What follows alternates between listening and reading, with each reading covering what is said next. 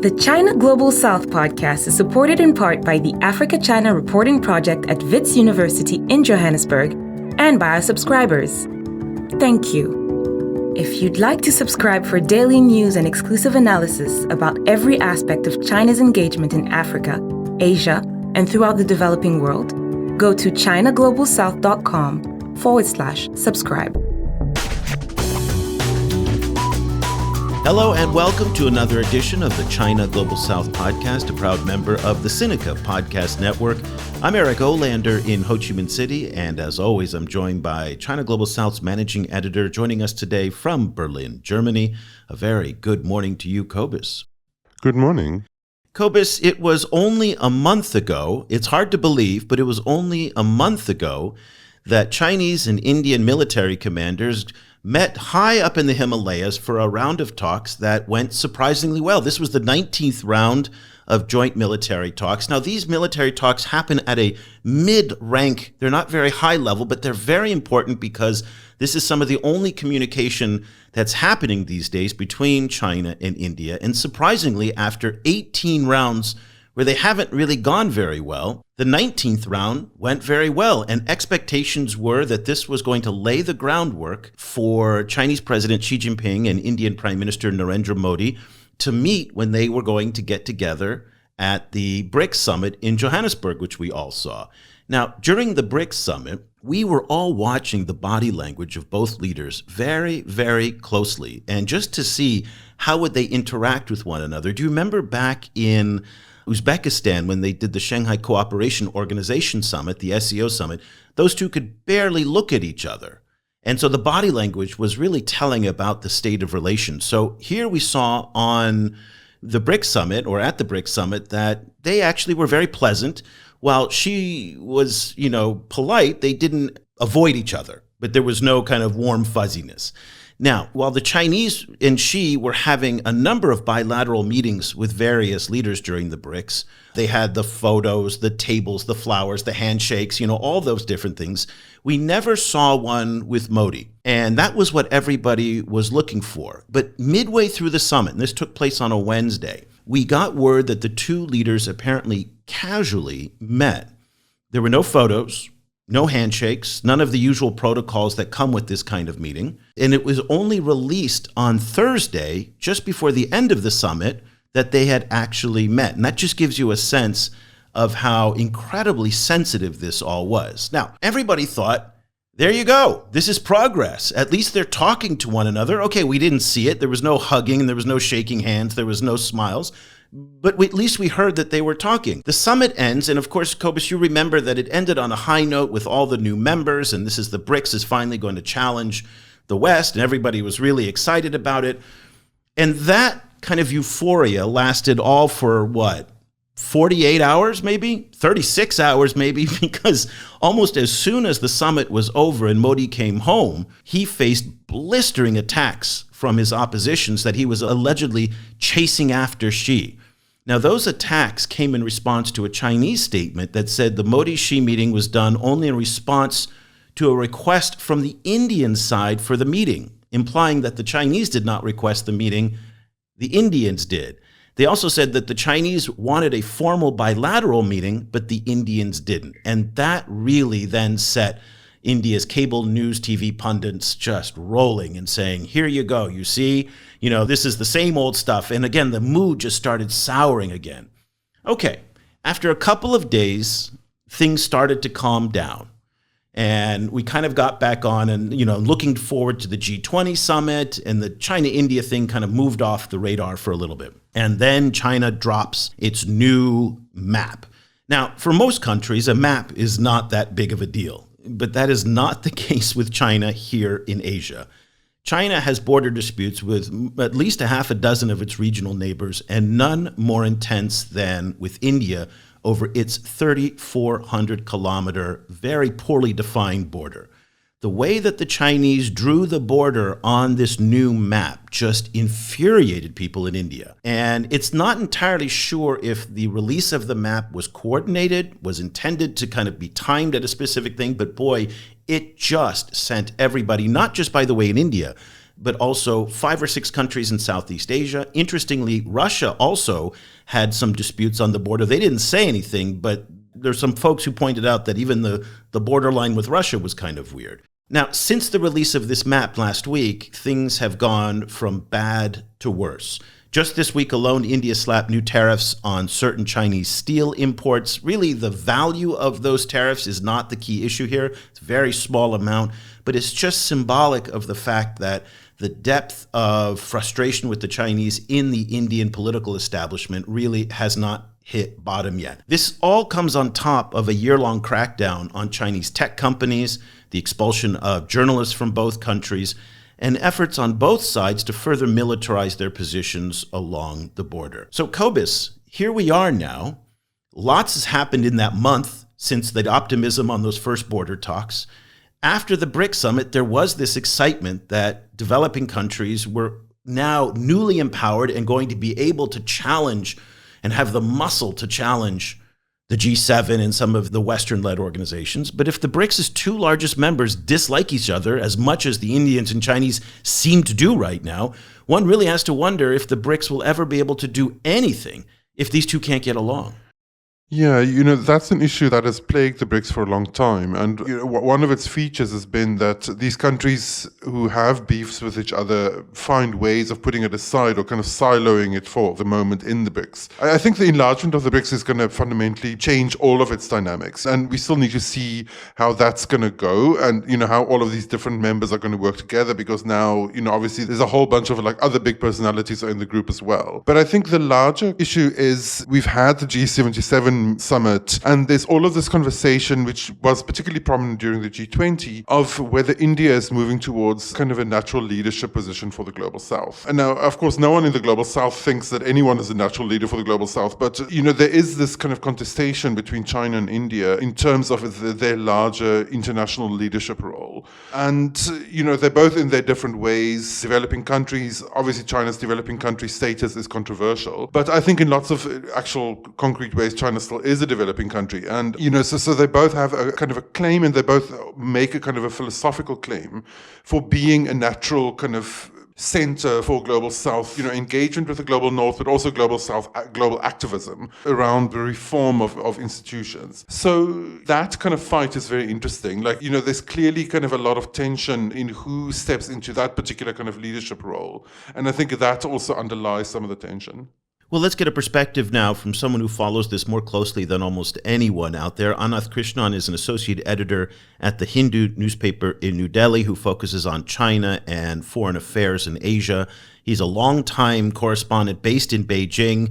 He's recently left, but he also writes the India-China newsletter on Substack, and by far is one of the best China correspondents anywhere in the world. Can't recommend following his coverage enough. Ananth, thank you so much for taking the time to join us today. Thank you so much for having me. You've been following the sequence of events that I ran through that started with the military border talks and ended all the way with the steel tariffs this week. Help us make sense of what's going on here. Right, I think you summed it up pretty well, where you were right in saying there was a sense of, I would put it as cautious optimism after the talks between senior military commanders that you mentioned, because for the first time after those talks, they deputed major generals on both sides to continue speaking for an additional 3 days that hadn't happened before. So it seemed to be both sides trying to, I think, solving the LAC, line of actual control problems, isn't going to happen, but at least to make some headway to create the right atmosphere for a potential Xi Jinping visit for G20. It seemed to be going then. It's hard to say what happened from the outside, but my sense is I don't think things went very well at the BRICS summit that you mentioned in Johannesburg.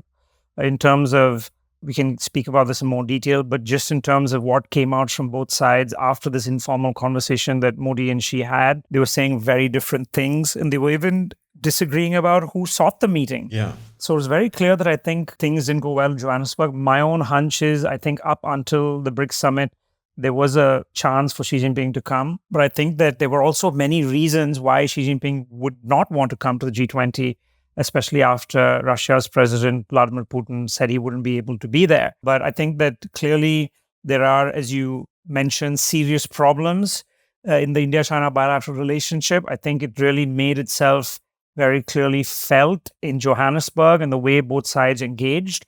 And I think it also made itself felt by Xi Jinping actually not showing up to a G20 summit for the first time, which is obviously something that New Delhi noticed.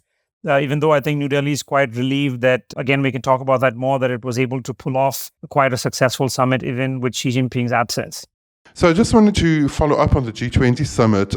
I was wondering to which extent the success of the summit was, despite Xi's absence, and to which extent it was because of his absence, in the sense that him not being there created the space for India without kind of obvious tension on the stage or kind of a complicating factors for Modi. Oh, that's an interesting question. And I think that ultimately leading into the G20 summit, I think one of the clear indicators of how successful it would be was whether or not they could agree a declaration. And I think there were real fears, even 48 hours before the summit, that there would not be a declaration for the first time in G20 history because of disagreements over a couple of paragraphs over Ukraine. There were other disagreements as well. And I think China and Russia were quite vocal in some of these points. And I was told that China was also vocal in terms of issues such as climate financing, but they could sort of come to an agreement on that. Finally, I think that ultimately it didn't matter that Xi Jinping was absent. I don't think Xi Jinping being there would have inserted any kind of tensions, only because I think India made it clear that for a multilateral summit, they would accord him all the expected hospitality. And I was kind of watching carefully the body language between Prime Minister Modi and Chinese Premier Li Qiang, who attended. And I could tell that Modi was trying to go out of the way to kind of be friendly in terms of his body language at every point where he interacted with Li Qiang. So I don't think that would have been the case if Xi showed up. Ultimately, I would say the success was quite very clearly a result of the West kind of at the last minute caving after putting out these really strong statements on its expectations for a condemnation of Russia, and finally kind of agreeing to what Russia and China wanted, which I think many people didn't expect. And I think what Xi Jinping was doing, this is just my reading of the situation, so I'm speculating a little bit here, but I think the message was very clear that by not attending, for one, I think there was a real concern that if there was a failure to agree to a declaration, and with Russia's Putin being absent, that everyone would blame Xi Jinping. And I think he did not want to be in that position. And I think secondly, by sending Li Qiang, I think they made it clear that I think China had nothing to lose. It was kind of, either the West agrees to China's expectations and formulations, which Russia also wanted, or there wouldn't be a joint statement. I don't think China would have lost sleep on that. And it was clear that Beijing wasn't going out of the way to make the G20 an easy matter for India. And thirdly, I would also say the factor about bilateral tensions and the fact that there wasn't a meeting in Johannesburg as China, I think, expected a formal meeting. I think all this gave Xi many reasons to not show up. But to go back to your question, I think ultimately it was more about the negotiations, the very hard negotiations between the West and the Russia-China combined, and how, many of the global South countries, I think India, along with Brazil, South Africa, Indonesia, played a very key bridging role between the two camps. For me, that was one of the more interesting takeaways from the G20 was the emergence of this, non-West, non-China-Russia grouping that kind of made its voice felt in a very interesting way. So just a couple points there, just to follow up on what you were talking about. Not only did the body language between Prime Minister Li and Prime Minister Narendra Modi be very different than it was Xi, there was actually a picture with smiles. And that is probably something we wouldn't have seen had Xi gone there as well. Also, just to put in context, remind everybody that Xi also did not attend the ASEAN Leaders Summit in Jakarta, sent Li Qiang there, and Xi will not attend the upcoming United Nations General Assembly meeting, and neither will Wang Yi. Instead, Vice President Han Zheng will be going. And Chinese vice presidents generally are more of a ceremonial role, so it speaks a little bit to how Xi may be repositioning his participation in some of these major fora. In terms of the relationships with the West, I'd like to get your take, Ananth, on this quote from Wang Yiwei, who's a professor at Renmin University in Beijing. He's very well known. He said, quote, "In general, I think the West wants to put India as the leader of the global South and make India the world's factory and replace China. In this post-COVID era, China sees India as becoming part of the U.S. plot against China." We're seeing that more and more coming out of the Chinese analyst community and the scholarly community, that India now is no longer impartial It is part of the Western coalition. Of course, India is a founding member of the Quad Security Alliance, but I think everybody in India, and I'm sure you'll agree with this, who believes that India is partisan to the West or to China is foolish. India is the pioneer in many ways of strategic autonomy in their foreign policy, but speak a little bit to this anxiety in China about this perception that it's now aligned with the West. No, I think I agree with you that it's very clear that in the last, I'd say, couple of years, this argument has become very widely prevalent in the Chinese media. I think that there also kind of coincides with the reemergence of the Quad. And I actually found it interesting that President Biden, on the press conference that he gave in Vietnam right after landing from New Delhi, he actually kind of revealed that, Xi Jinping had asked him about the Quad, saying that, why are you putting this group together? And Biden replied saying that he had assured him that it was not about one country. But of course, that's not how it's seen in China. But I think the fact that Xi Jinping raised it with Biden was quite revealing in of itself. And I think it has kind of cemented this perception in China of what you just said. And I think that probably one reason for that is the fact that India-China relations have reached such a low point since April 2020 because of what's happened on the border. I think if you look at the situation in the 2017 to 2020 period, well, there were sort of individual minor, not on the same scale, but there were border incidents. And India was deepening relations with the US and the Quad. The fact is that India and China were also working on balancing ties and keeping things stable with the two informal summits that you had. So it was quite interesting that at that period, even though India was doing many of the same things it's doing with the Quad and the US, these kind of arguments weren't that widely prevalent. And to me, it more speaks to this, remarkable downturn we've seen in bilateral ties since 2020. And many sort of former Indian officials that I speak to think it's probably the worst phase we've seen since India and China normalized ties in the late 1970s after the freeze after the 1962 war. So I think that there's no doubt that the bilateral ties are in a very worrying space right now. And I haven't seen anything, in the last few weeks of engagement, whether at BRICS or whether at the G20, to suggest that we are going to see a big change in that situation in the near future. So over the last while, there's been many announcements of new infrastructure being built on the Indian side of the border. And I think this week, 90 projects inaugurated. I wonder if you could talk a little bit about what kind of infrastructure that is and what the thinking is around that. I think to put it quite simply, India is playing catch up. There's a huge gap in terms of infrastructure on both sides of the line of actual control.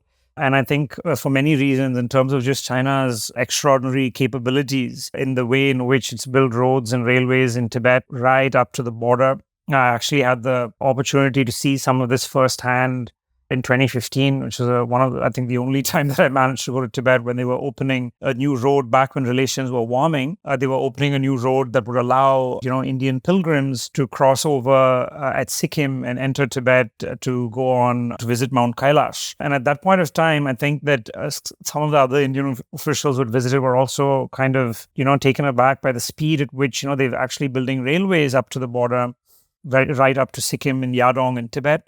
I think it's just about India trying to close that gap, which is a very, very difficult thing to do because China is by no means slowing down what it's been doing in Tibet. And I think that, unfortunately, the current dynamic, because of the fact that the line of actual control remains undemarcated, the fact that even though both sides agreed, as long as in the early 90s, to commit to clarifying their varying perceptions of the line of actual control, that's something that never happened. I think that's something India wants, but it's something that I think the Chinese feel will kind of impinge on their territorial claims. So they're reluctant to actually, spell out where their claims are. And this ambiguity of the claims is what's really fueling all these problems that you're seeing. And this ambiguity is also pushing both sides to, improve their capabilities at a very rapid speed to deploy more and more closer to the LAC. And I think that's what's been feeding this kind of tensions we're seeing. And as you said, as you asked the question, I think there's no signs of either side slowing down. So what you're going to see in the next few years is both sides having the capability to deploy closer to the LAC and more frequently, which means you're going to have more run-ins at more areas along the LAC, which is going to make it even more complex to manage than it already is. So the LAC that Ananth is referencing is the line of actual control, and that's the language they use to define this very ambiguous border that's there. Ananth, you were there, but there's been a lot of coverage about the buildup on both sides. I think this is something that people who don't follow this story don't fully appreciate, that we're not talking about a few guard posts on the border looking at each other. We're talking about tens of thousands of troops backed by heavy artillery and Air Force incursions. The Indians have complained over the years that the PLAF, the PLA Air Force, has made incursions right up to the border, maybe not crossing it, but they feel that they are very menacing. The Chinese complain that the Indians have been harassing them. Give us a little bit of, paint a picture for us so we can start picturing high up in the Himalayas here. What does the military infrastructure look like and the setup that they've got against each other? As you said, it's extremely complicated, and it's a really huge area that we're talking about. That's almost 4,000 kilometers in the way that India counts it. And it's also, as you would imagine, with the Himalayas and the Tibetan Plateau, that it is some of the most, inhospitable and difficult to access terrain, I think, anywhere on the planet. I think just taking a step back, given the situation that you had, this line of actual control that was so ambiguous, I think both sides actually did fantastically well to keep it as peaceful as it has been. I think from the time that they signed the first agreement in 1993 to maintain peace and tranquility, and then in 1996, they actually, signed a second agreement, which actually lists some really detailed, practices that both sides follow. It's almost, they don't call it a code of conduct, but it almost is like a code of conduct of the kind that, some of China's neighbors want in the South China Sea. And often I hear from Chinese officials who say that, most of the world doesn't know that the confidence building measures and the kind of codes that India and China have agreed are the only kind that China actually has with any country in the world. And I think from those early agreements until 2020, which is quite a long period, for almost 30 years, the fact that they were able to keep the peace in this extraordinarily difficult context, I think in hindsight, it seems quite remarkable. But I think that the pressure that was building, I think the structural dynamics that we were talking about in terms of the gap of infrastructure, I think that kind of was started by China's extraordinary infrastructure building in border areas in Tibet, which I think fed anxieties in India and pushed India to kind of try to catch up. I think the fact that this enabled soldiers on both sides to access areas more often, just to put it very, very simply for listeners to understand, in some of the areas where both sides, had clashes in April 2020, I would hear that, often they would run into each other once a month, and now they're running into each other once a week. So that's the kind of dynamic that you're looking at, and which has fed a breakdown of all these arrangements that were in place. So now I think what both sides are looking at is a very, very long and difficult process to try and revive some of those arrangements and try and come up with new ones. So far, they've been able to set up buffer zones, which I think is a very practical, even if perhaps a temporary arrangement, just to make sure there aren't, face-to-face encounters. So it's just an extraordinarily difficult challenge for both sides to manage this peacefully, especially because in the last 3 years, as you mentioned, there's been a buildup of more than 100,000 plus deployed in forward areas. I think the first step right now is to disengage. There's still 2 other friction points where they're in very, very close proximity. I think the first step is to disengage there, and then to look at how to, pull back some of those additional 100,000 soldiers who've been deployed in total by both sides. So I think it's going to be a very difficult process ahead. And I don't think that, there should be high expectations of, you often sort of read pieces that expect a big turnaround or rapprochement between the two countries. To me, it seems like a very, very difficult and long road ahead. So key and central to many of the disputes are the actual leaders, Narendra Modi and Xi Jinping. And, they're both singularly kind of like central to these kind of big projects of national security. They're both very hostile to, or quite hostile to, domestic criticism. So I was wondering if you could talk a little bit about the personalities involved.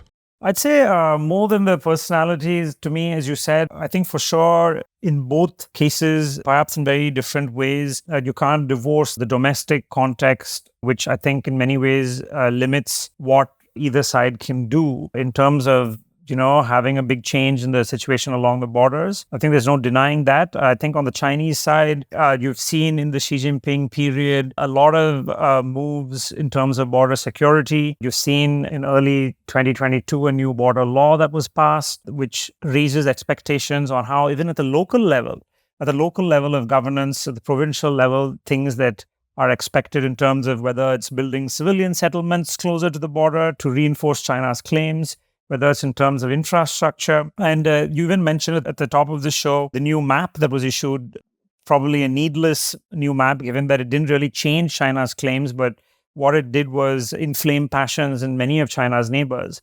But I see even the frequency of issuing new maps as part of, the border law, which one of the articles, calls for greater public awareness of China's territorial claims. So you're seeing these dynamics in China where territorial disputes are being framed very clearly as matters of Chinese sovereignty, rather than, I would say even 10, 15 years ago, where there would be a public awareness of the fact that these were disputes that two sides had to meaningfully negotiate. And we should remember that these are also disputes where China has legal commitments, as it has at least 4 agreements with India. But by redefining these as matters of sovereignty, the message seems to be that, these things are secondary to a priority for China, which seems to be guarding its territory and sovereignty. And likewise in India, very briefly, I think that the fact that it's been so secretive and not very transparent about what's been happening on the borders in the last 2-3 years in terms of what's the state of play, how much territory India has lost, I think it points to how, I think, nervous they are in terms of opposition criticism that they're being soft on China. I think it also explains why Narendra Modi has been reluctant to meet Xi Jinping in a structured meeting, which I think China isn't very happy about. And I think, which I don't think is really an ideal situation when the leaders don't want to meet publicly. And I think it is limited how India would approach the LAC situation and broader relations with China as well, because of fears of opposition criticism. There are some very interesting parallels between the situation in India and the United States, where there's no room for concession or compromise because the opposition will say you're just appeasing. And so it forces the leaders into these more extreme positions. And that's certainly the case in the US. And we see the Congress Party hitting the BJP and also Modi very hard anytime it's seen to be trying to negotiate. Similarly, in China, there's no room for concession or compromise either, because if it makes a concession in India, it's then going to be called on to make concessions maybe on the 10-dash line in the South China Sea or maybe in some of its other territorial disputes. And so it takes this very hard line that says no concessions under any circumstances. And that kind of gets me to where I just want to start wrapping up our conversation about where do we go from here. So the Chinese have tried to approach the Indians with the mindset that says we need to separate the border issue from the rest of the bilateral relationship. And they want to make it so that we can solve these trade issues, we can solve these investment issues, we can do, other things, and then table the border issue. S. Jaishankar, the External Affairs Minister of India, has said, this is central to the relationship. You can't separate the border issue from the broader bilateral relationship. Talk to us a little bit about the different approaches in those two strategies. Yes, I think they're kind of caught in this stalemate in how they define the relationship and the way to get out of this current situation. The Indian argument is that when they normalize relations, there was an agreement by both sides, and that's been repeated many times in agreements, in bilateral agreements, is that the foundation for ties is the maintenance of peace and tranquility in the border regions.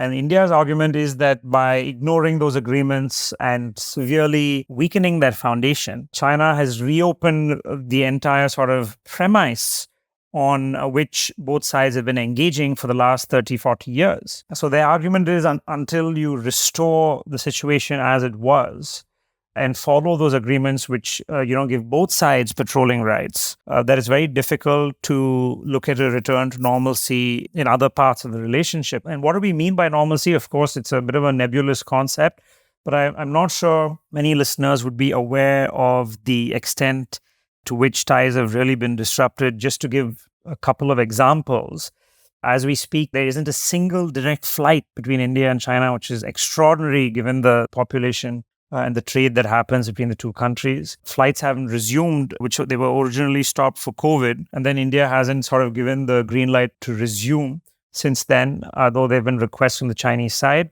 There's almost a complete moratorium on visas. No tourist visas are being issued by either side. And I think that was such a key way for people to know more about the other country. You had growing numbers of Indian tourists coming to China and growing numbers of Chinese tourists coming to India pre-COVID. Now it's near zero because no visas are being given. So it really is an extraordinary situation. And no journalist, no ambassador either, right? No Chinese ambassador in New Delhi. That's a peculiar one because I'm sure India would immediately approve. I think India hasn't been given a name yet by the Chinese side for 11 months. Whether that's signaling from China because of its displeasure with the current state, I think it's a possibility, but it is unusual that they haven't offered a name for 11 months after the previous ambassador, Sun Weidong, finished his term and was promoted as a vice foreign minister. I think it's a very unusual situation, but you're right that in terms of journalists, there's been expulsions by both sides. As we speak, there are no Chinese journalists in India. There's only one Indian reporter left in China. So that's the kind of change that we're looking at. And I think the Chinese argument, for me, they are right in so much as saying that one of the key enablers of the relationship the last 30, 40 years has been separating the border from the rest of the relationship. But what they aren't actually saying is that separation was made possible by both sides keeping the peace on the border in that period. So it's difficult to kind of, expect that kind of separation when the boundary situation has been disturbed. And I think that it would really, as I see it, to me, it's pretty obvious that it suits both sides. The big irony in all of this is I don't think neither Modi nor Xi are happy with the current state of affairs. I would think that both of them would like to see a restoration of relations. But then again, the problem is now working on a way to find both sides do that and claim victories at home, which is always going to be hard to do. I wonder if you could, reflect a little bit on the role of the United States and other Western powers in this. Obviously they've been really kind of trying to build up relationships with India. And as was mentioned before, that there ends up kind of playing into the relationship between India and China.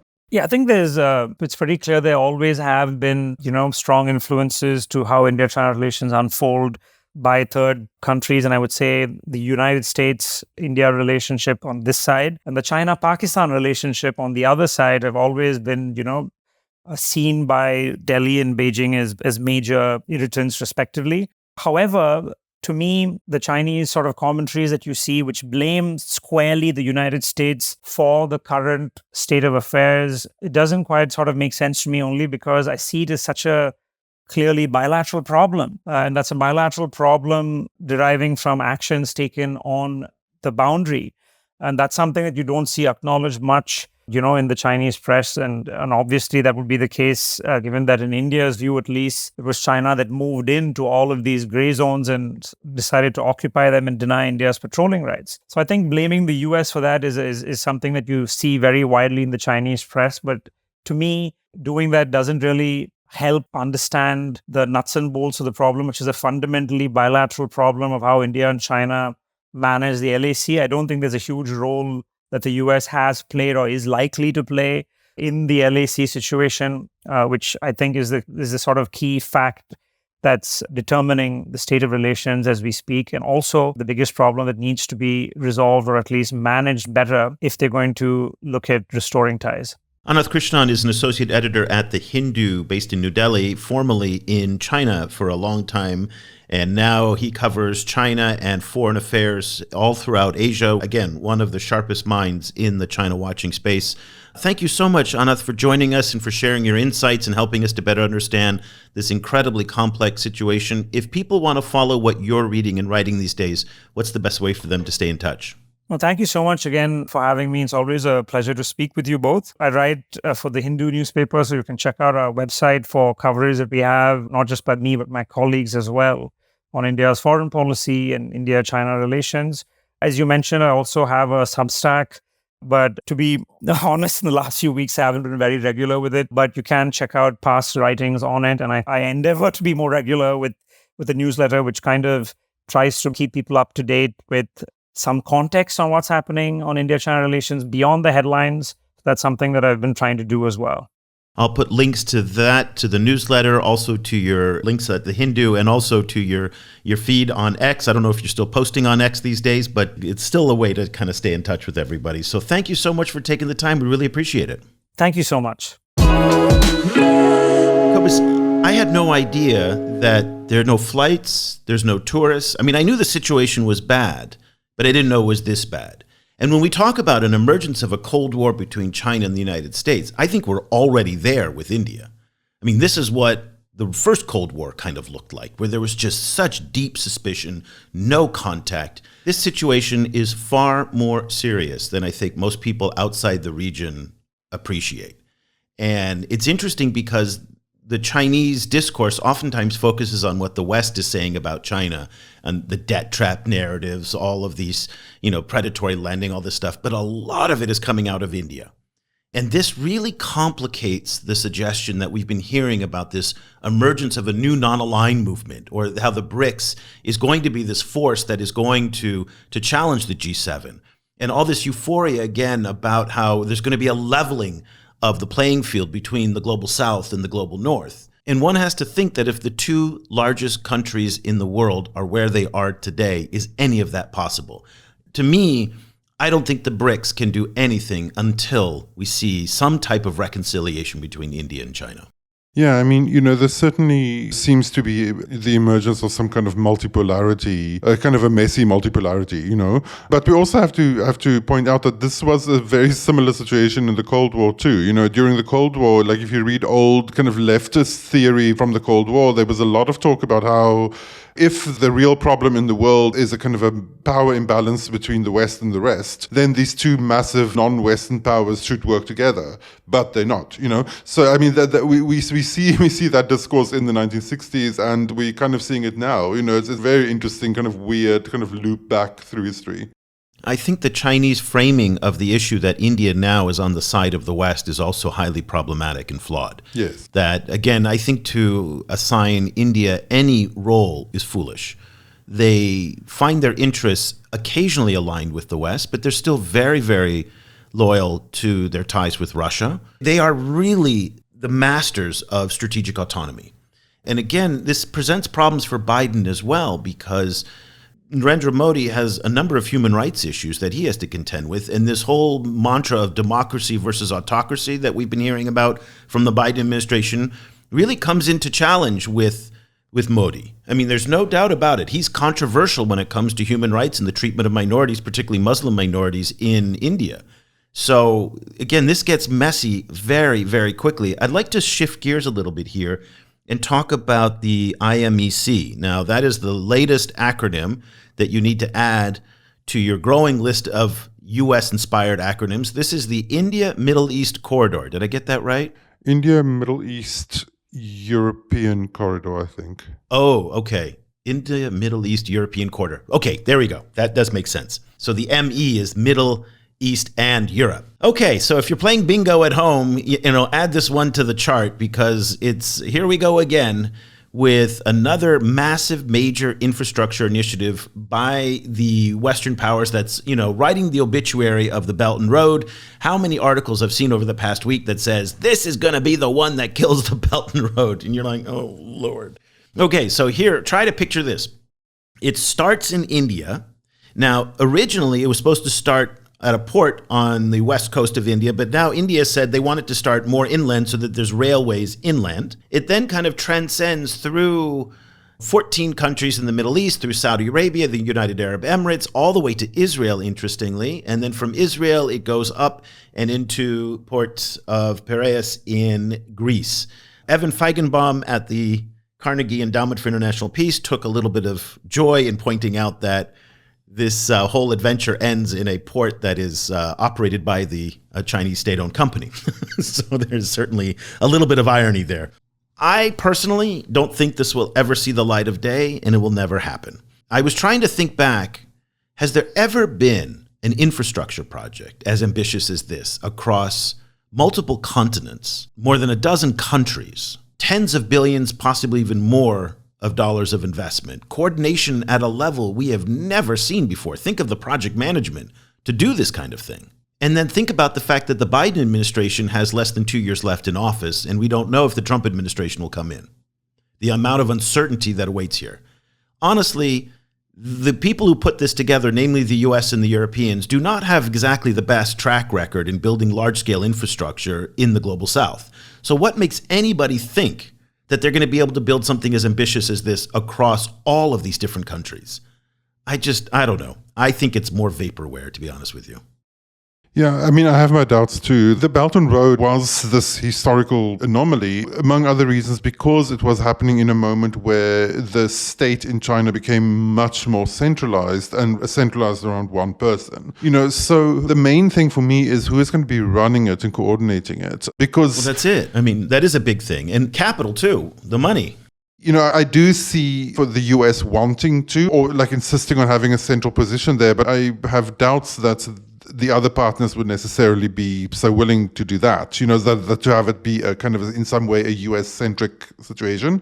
And if it's not, then they need to set up some kind of governing organization, and who knows what that will be. So, yeah, I'm not sure. So also consider the fact that the Ho Chi Minh City subway here, and I've brought this up many times because I think it really is representative of the challenges and the difficulties of building infrastructure in developing countries. They are literally just running the first test runs on this subway built by the Japanese. Now that's very exciting because I think loyal listeners of the show will know that earlier this year, I didn't see anything happening. You're like, oh my God, what's going on? Now they're finally running test runs. Take into account that it took 12 years for them to build this 2-line subway. In Lagos, the new Blue Line is also starting to do test runs. That too took 14 years to build. Now, these are light rail subways, and it's taken them more than a decade to build. How long do you think it's going to take to build railroads all the way across the Middle East to the port of Haifa? Decades. Okay, so this is a meaningless academic debate that we're having about this is going to compete with the Chinese in the short term. It's not. It's going to take them decades to get all this done if they're ever going to get it done. Secondly, the fact that the Chinese were able to do what they were able to do is because it was in these piecemeal things. It wasn't a coordinated thing. As we've talked about, there is no Office of the Belt and Road in Beijing. There is no grand strategy. They just kind of make this thing up as they go. And it's ambiguous and amorphous, and it's kind of like an amoeba that just changes shape depending on the time and the circumstances that it's in. The Belt and Road can be anything you want it to be, okay? That allows it an enormous amount of flexibility. Here we have set specific targets for this massive infrastructure initiative across all these countries. Again, I don't think there's a precedent for this type of infrastructure project on this scale. I'd be interested if anybody could show me something comparable to this. People have sent me a couple things, but nowhere near as complex as this one is. I'd be interested if there's ever been anything as complex as this to be able to be done. And I couldn't think of anything. Yeah, me too. And again, I think the United States right now is not in a position that it can deliver these kinds of infrastructure projects. When you look at the politics that we have in our country today, are so toxic, so divisive, so consumed with punching each other, that the ability to take on the Chinese with projects like this requires an all-of-government approach. And when your government is so divided and your society is so divided as we are today, I don't understand how you can pull it off. And let's be very clear, there is zero appetite in the American body politic today to ship tens of billions of dollars to build railroads in places like Saudi Arabia. Now, maybe they won't have to build it in Saudi Arabia because the Saudis will pay for it, but parts of this are going to have to be financed by the Americans. And that's a hard sell today when you have the crime rates what they are, when you have schools in the conditions that they're in. And I think in Europe, it's the same thing. The politics do not support these kinds of initiatives. And so in some ways, we might have the foreign ministries and the State Department and the foreign policy class talking about all this stuff divorced from the current political realities that make it almost impossible to execute. So it wouldn't be the first time. Remember, we've had B3W. I think PGII is starting to add up to what B3W was. I mean, we haven't seen anything really tangible. In many ways, the Development Finance Corporation in the US, Congress built the DFC to punch China in the nose on building infrastructure. It hasn't really moved the needle on that. So all of these efforts to challenge the BRI, challenge the Chinese, to me have fallen dramatically short. Yeah, I think it also increasingly is a pattern, I think, in Western power. It's just a love for a big announcement and then nothing. That is increasingly the way that Europe and the US is doing business in the world. But then, which is then kind of, one can then immediately rush to be like, the kind of, they're so ineffectual, which I don't think is actually the issue. I think the issue is a divorce between the corporate sector in the West and Western governments. There you go. That's the issue. That is the core issue. And then, by the way, that's not just Western governments, that's also Japan as well. And so we're seeing Japan now in places like the Democratic Republic of Congo saying we're going to set up our own supply chains for cobalt and critical minerals. The problem in Tokyo is the same problem in Washington, Brussels, and London, is that these democratic governments have no way to compel their companies to do anything. So these foreign ministries, these ambassadors, these special envoys can make all the announcements they want, okay? But they cannot force Mitsubishi to go invest in the DRC. And again, they've proven to be wholly unsuccessful in doing that over the past 5 to 10 years. So when we see these announcements from the governments, I think, Cobus, your point is really well taken. You got to see what the corporates are doing. And when you look at what companies like Ivanhoe Mines, a Canadian major mining company, are doing, they're actually partnering with the Chinese in places like the DRC. That's what the data shows. And then we see Tesla partnering with Zhejiang Huayo Cobalt in Indonesia for nickel. We see LG in Korea partnering with CATL. So more and more the corporates do not see their interests to be at all aligned with the national priorities of their governments. So final thoughts to you.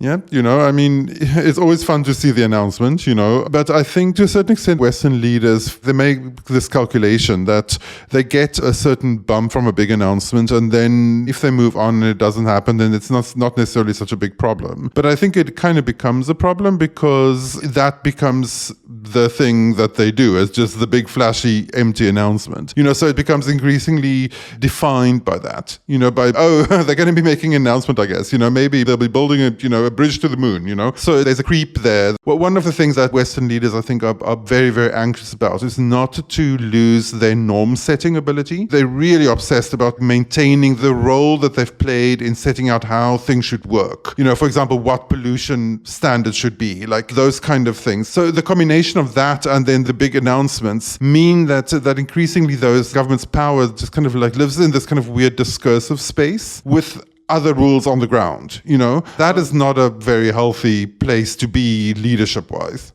Just to leave you with this one little factoid, Reuters reported this week that in the 6 months since they announced the development of the Lobito corridor, that's this corridor from the copper and cobalt belts in Zambia and the DRC all the way across Angola on the Benguela Railway to the port of Lobito on the Atlantic coast, they've only had only one company has signed a non-binding MOU and showing any interest in this.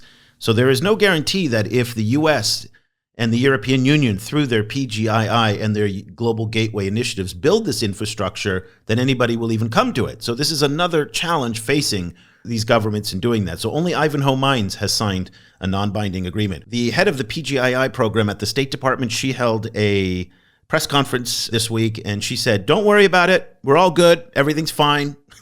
Keep looking forward. So we'll see. But it just, again, I come back to these infrastructure projects are incredibly difficult. And in many ways, what the Chinese have done to be able to build large-scale infrastructure as much as they have deserves quite a bit of praise, because it's not easy to do. It's not easy to do. The Chinese are flawed in many other ways with the BRI. We can talk about debt sustainability, ESG, all these other things. But on actually executing the projects, they've done okay on those relative to others in many respects. And I think the US and Europeans are going to find out how difficult it is, just as the Japanese have here in Saigon. Let's leave the conversation there. We want to thank Ananth for joining us. Thank you for listening to the show. We also want to give a huge shout out to all of our Patreon supporters for their generous contributions to help make this show possible with without your support, it really wouldn't be possible to help produce the work that Cobus and Giraud and Johnny and Antonia and this group of wonderful editors in Asia, Africa, and the Middle East. And we're going to be expanding this year with new climate editors and a new managing editor out here in Asia. And so we're just so grateful for everybody's support who helps make this happen. If you would like to support the work that we're doing and get some of the best reporting anywhere in the world on what China is doing in the developing world, go to ChinaGlobalSouth.com/subscribe. Sign up for a free 30-day trial. You'll get full access to our website. You'll get the transcripts, and you'll get the newsletter that's delivered every day into your box at 6 a.m. Washington time. So let's leave it there. I'm Eric Olander in Ho Chi Minh City for Cobus Van Staden in Berlin. Thank you so much for listening. The discussion continues online. Follow the China Global South Project on Twitter at ChinaGS Project and share your thoughts on today's show, or head over to our website at ChinaGlobalSouth.com, where you can subscribe to receive full access to more than 5,000 articles and podcasts. Once again, that's ChinaGlobalSouth.com.